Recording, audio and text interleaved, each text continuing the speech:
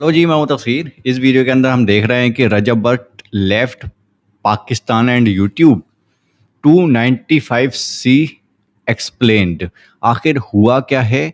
295 उनका एक product launch था परफ्यूम का, उसके ऊपर कुछ हंगामा हो गया है। 295C एक दफ़ा होती है जिसको लेकर देखो, मुझे इतना ही पता है, बस इतना ही, क्योंकि मैंने सिर्फ टाइटल्स में पढ़ा है। जानना चाहता हूं कि आखिर 295C की कंट्रोवर्सी इनके साथ जुड़ी हुई कैसे है, क्या हुआ है। सो लेट्स गो, देखते हैं।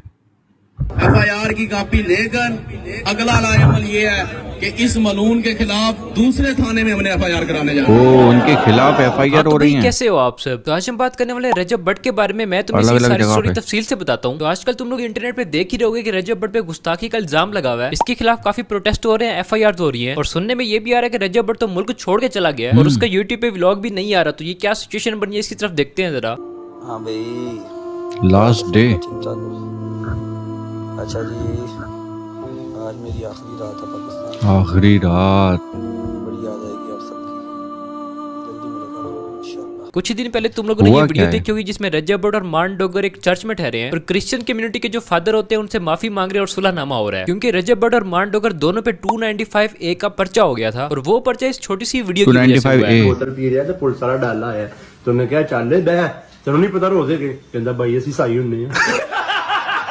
मुझे पता है कि तुम लोग सोच रहे हो कि यार इस वीडियो में ऐसा भी क्या है कि इस पे पर्चा भी हो गया, इंटरनेट पे इतना शोर भी मचा रहा है और उन्होंने जाके माफी भी मांगी है। अच्छा, यहाँ कोई पे मान जोक डोगर कर ने दिया जो था। लफ्ज ईसाई यूज किया ईसाई उसको के ऊपर। मजाक के जुमरे में यूज किया, इसी वजह से इस पे पर्चा हो गया है। क्योंकि सुप्रीम कोर्ट ऑफ पाकिस्तान का ऑर्डर है कि आप किसी भी क्रिश्चियन को ईसाई करके नहीं बुला सकते, बल्कि उसको मसीह करके बुलाओ। मुझे पता है कि तुम में से काफी लोगों को ये चीज अभी अभी पता चली है, और ये बहुत नॉर्मल सी बात है कि पाकिस्तान में रहने वाले आम बंदे को ये चीज पता नहीं है। तो हमें इसी पर्सपेक्टिव से मान डोगर को भी देखना चाहिए। और इस बात में कोई शक नहीं है कि मान डोगर ये रजब भट्ट को इस कानून का और इस चीज का कि वो ये मजाक लाखों लोगों के सामने कर रहे हैं, इसका अंदाजा नहीं होगा। लेकिन ऑब्वियसली क्योंकि आपकी सारी लाइफ पब्लिक है, आपका हर मजाक जो कि मुनासिब है नहीं है वो सारा पब्लिकली रिकॉर्ड हो रहा है, उसका बैकलैश आता है और वो ये पर्चे वगैरह ही हैं। अच्छा, ये क्रिश्चियन कम्युनिटी वाला सारा मसला तो हल हो गया, लेकिन रजब भट्ट पे 295C का भी पर्चा था, और वो पर्चा गालबन इस वीडियो की वजह से हुआ था।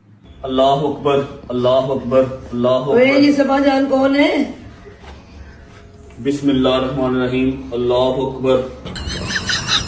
ये क्या कर रहा है? बेसिकली जो 295A का पर्चा नमाज होता है वो नहीं इस आती बिना पे इसको। होता है कि अगर आप किसी भी रिलीजियस कम्युनिटी की फीलिंग्स को हर्ट करोगे तो 295A का पर्चा होता है जो कि इन पे क्रिश्चियन कम्युनिटी की तरफ से हुआ था, और 295C का पर्चा स्पेसिफिक तौहीन रिसालत के जुमरे में किया जाता है, और ये टॉपिक इंतहाई सेंसिटिव है। खैर, ये दो पर्चे होते हैं जो कि वापस भी ले लिए जाते हैं और इन पे माफी तलाफी भी हो जाती है। रजब भट्ट अपनी नमाज वाली वीडियो पे माफी मांग लेता है और मान डोगर भी अपने नमाज मजाक का में भी माफी मजाक मांग लेता है। बनाया। ये सारे मामला यहीं पे खत्म हो जाते हैं। लेकिन अब तुम लोग सोच रहे हो कि ये पंगा दोबारा कैसे पड़ा है, और ये पंगा इतना बढ़ कैसे गया कि सुनने में आ रहा है कि उसने यूट्यूब भी छोड़ दिया और मुल्क भी छोड़ दिया है। इसके खिलाफ प्रोटेस्ट भी हो रहे हैं, दोबारा से FIRs भी लॉन्च हो रही हैं, YouTube बड़े नहीं बड़े छोड़ा लोगों की हुआ। बड़ी बड़ी धमकियां भी आ रही हैं, और इस सारे सीन की वजह सिर्फ ये वाली वीडियो है। उस्ताद के सर पे भी थी 295, मेरे सर पे दो है 295A, 295C।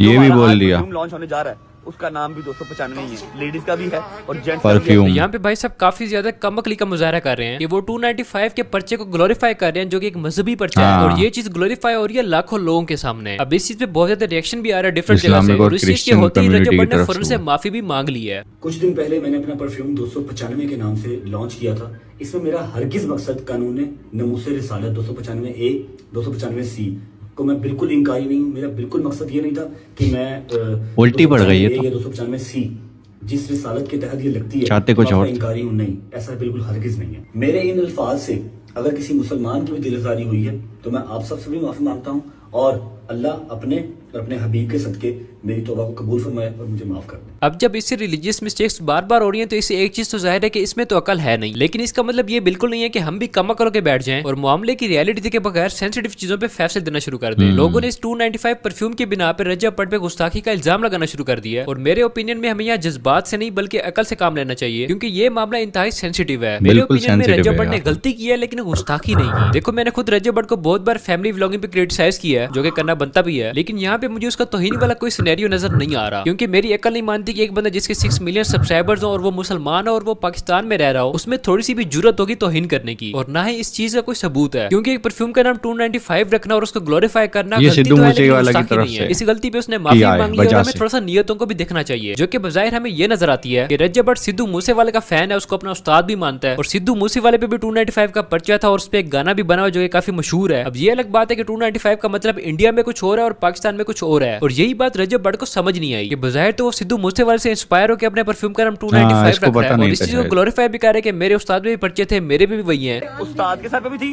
295, मेरे सर पे 2 है, 295A, 295C।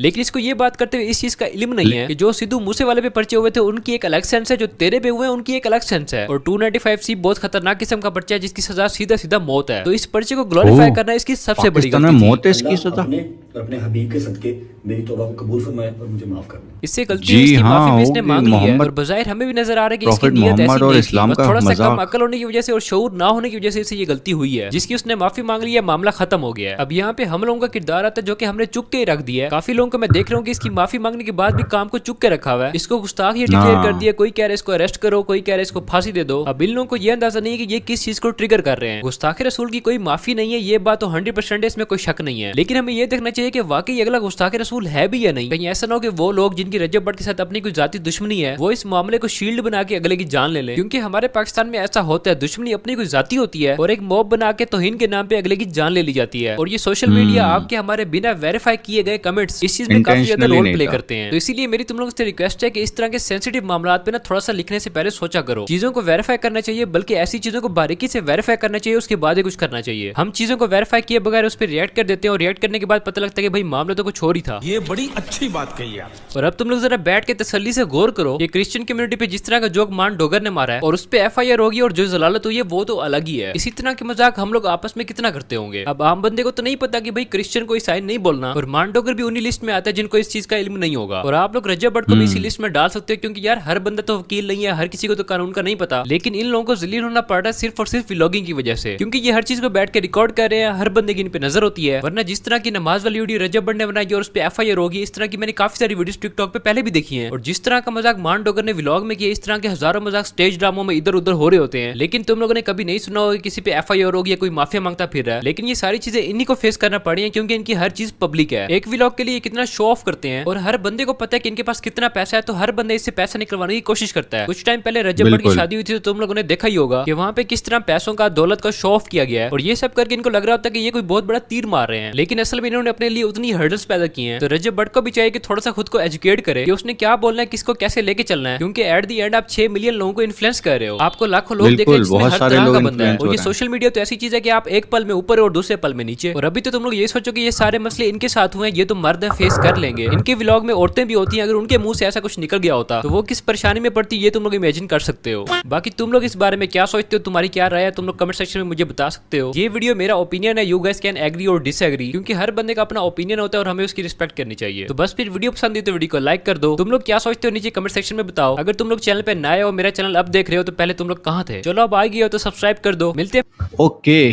तो मेरे दिमाग के तार सारे खुल गए हैं और इस मामले का पूरा सच मुझे समझ में आ गया है। मतलब इसके पीछे की कहानी क्या है। 295C पाकिस्तान में 295A किसको कहते हैं। चलो डोगर की वजह से A लगी थी, C इनकी खुद की वजह से लगी है। मतलब इतनी समझ तो होनी चाहिए बंदे में कि मैं क्या कर रहा हूँ, नमाज का मजाक बना रहा हूँ, प्रॉफिट मोहम्मद का मजाक बना रहा हूँ। उस गुस्ताखी की माफ़ी नहीं है भाई, उसकी सज़ाए मौत भी है पाकिस्तान के अंदर भी, पाकिस्तान के कानून के मुताबिक बता रहा हूँ मैं, इंडिया में तो नहीं है खैर।